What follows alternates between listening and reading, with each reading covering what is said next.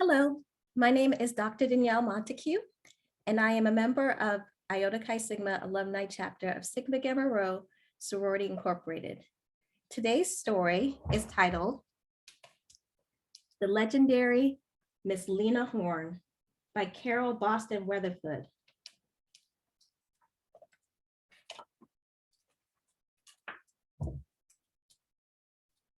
The Horne family tree was laden with achievers, teachers, activists, a Harlem Renaissance poet, the dean of a Black college, and Lena's grandmother, Cora Calhoun Horne, a college graduate.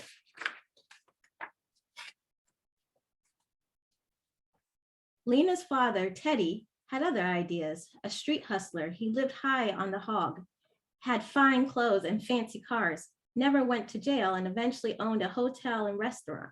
Lena's mother, Edna, was an actress in a touring troupe. The day Lena arrived, Teddy bet on a card game to pay the hospital bill.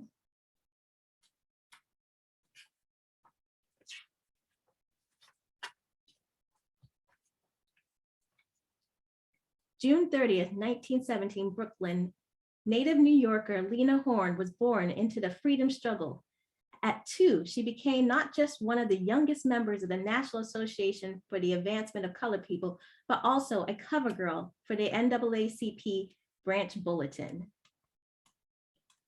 When Lena was barely a toddler, Teddy left for Pittsburgh and turned his smarts to become a gambling kingpin. Her stage-struck mother hit the road too. Little Lena stayed with her grandmother, Cora, in the family's 4-story Brooklyn townhouse.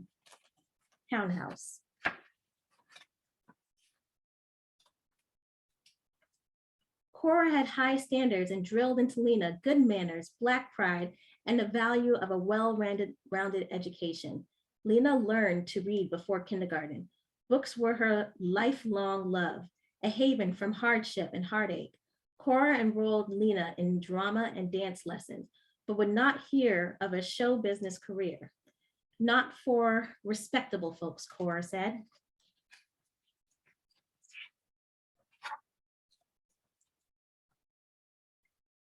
Cora had high hopes for her granddaughter, but at a tender age, Lena got toted along as her mother chased big parts in Vanderbilt.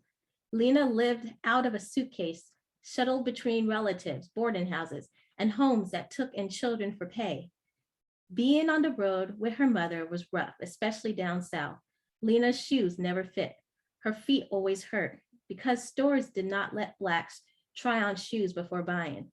A Black cast member was lynched and a Black guest was beaten at the rooming house where Lena and her mother were staying. Lena longed for home.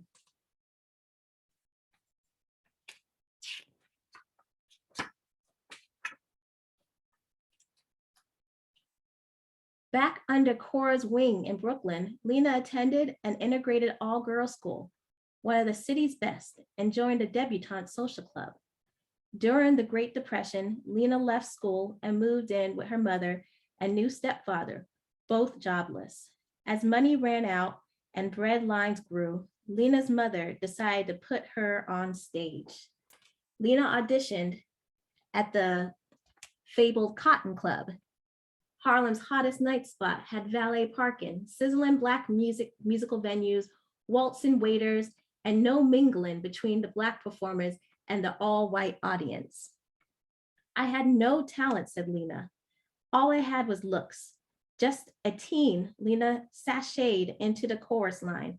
Band leaders, Duke Ellington and Cab Calloway, were now her teachers. Edna chaperoned and coached Lena with singing.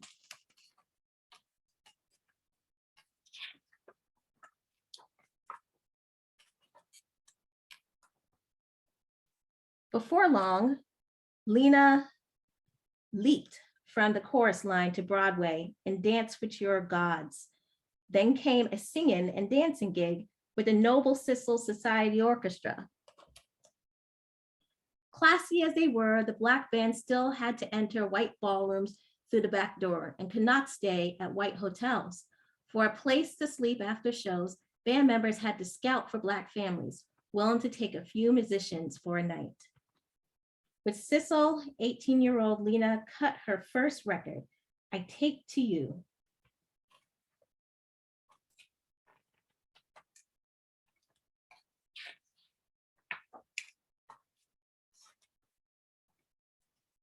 Lena took to the spotlight so well that she was soon fronting an all-white big band, one of the first Black vocalists to do so.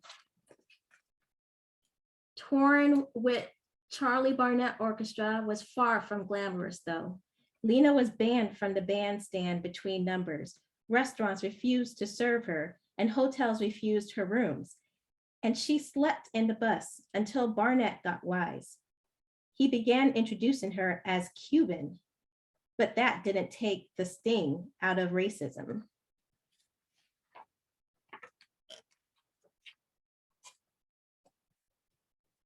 When Lena headlined a nightclub out west, Hollywood Studios X caught her act.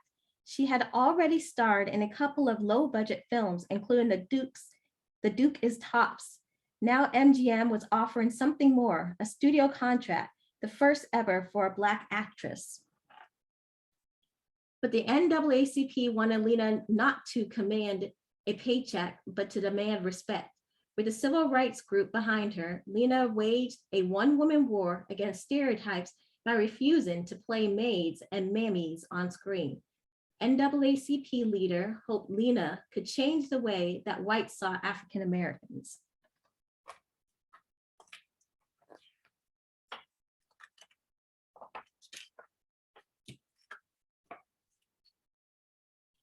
Respectable roles, though, were few for Black actresses. So Lena was cast instead in singing numbers that could be easily snipped from films when shown in the South, so as not to defy racist views. Lena dubbed herself a butterfly pinned to a column. She did get to fly in Black films like Cabin in the Sky and Stormy Weather, whose title song became her anthem. Even in Black and white movies, this butterfly dazzled.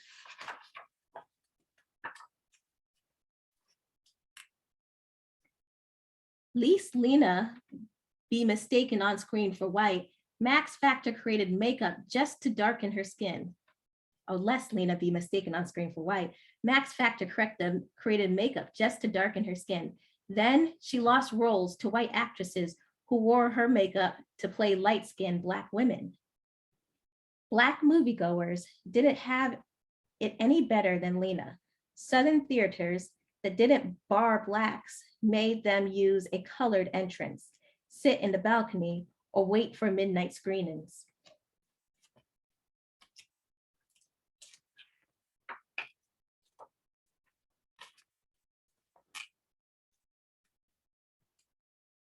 Although Lena despised Jim Crow laws, she did her part for the war effort, singing on armed force radio shows, but even the military was segregated, just as there were separate bathrooms, water fountains, and waiting rooms in the South. There were separate shows, one for Black troops and another for whites. At one venue, Lena was denied a cup of coffee, but was asked for autographs on her way out. At another, German prisoners of war were seated in front of Black soldiers. The indignity was too much for Lena to swallow. She was fed up with white-only clubs and theaters. So she paid her own way to perform for Black troops. She paid many visits to the base in Alabama, where the famed Tuskegee Airmen were training to become the first Black military aviators.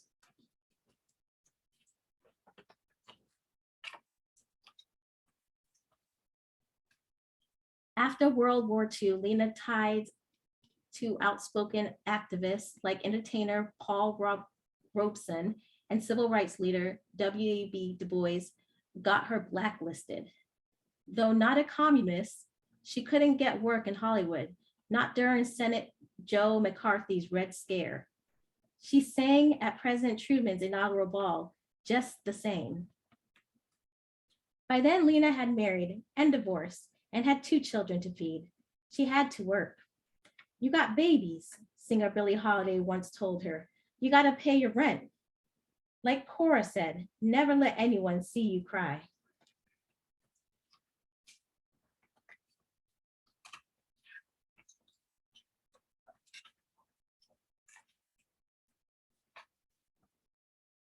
Lena kept her tears and her love life to herself. In 1947, she married Lenny Hayton, a white musical director for MGM. They married in Paris, France, because many states in the US did not allow interracial marriage. Lena and Lenny did not announce their marriage for 3 years. She later said that she married him to advance her career, but she learned to love him. With Lenny at her side, Lena toured nightclubs and became an international star. In 1957, her name off the blacklist, Lena cut records, sang on TV, and starred on Broadway, but her most important work lay ahead.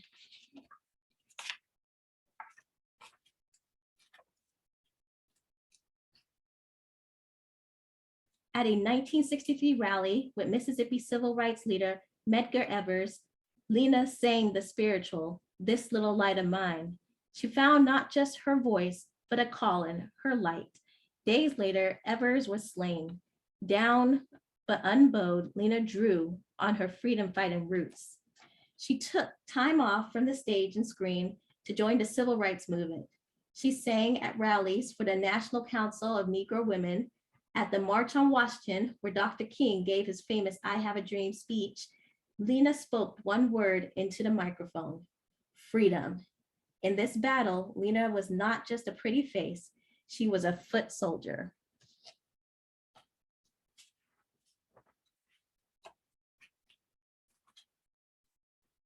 Eventually, the star returned to the silver screen as Glinda, the Good Witch in The Wiz, and to Broadway in an award-winning one-woman show. Lena even sang on Sesame Street to a certain green frog.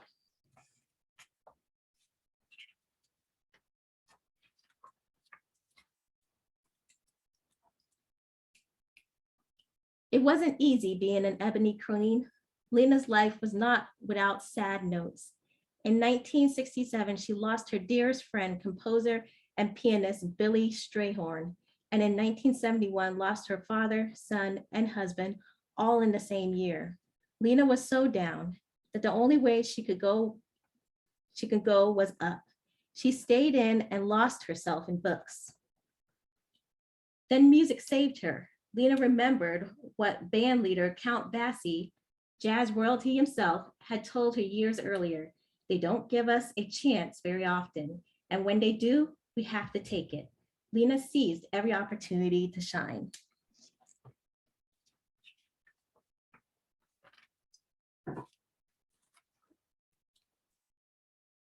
Her crown silvery gray, Lena kept cutting records and winning praise, Grammy and Tony Awards, a Kennedy Center honorary degrees from Howard University and Yale, and a place in the Big Band and Jazz Hall of Fame.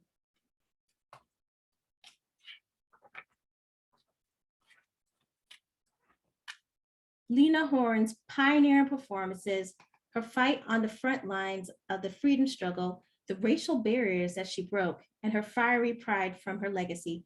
Because Lena refused to darken her rear doors, Black stars now gleam on red carpets and reap box office gold.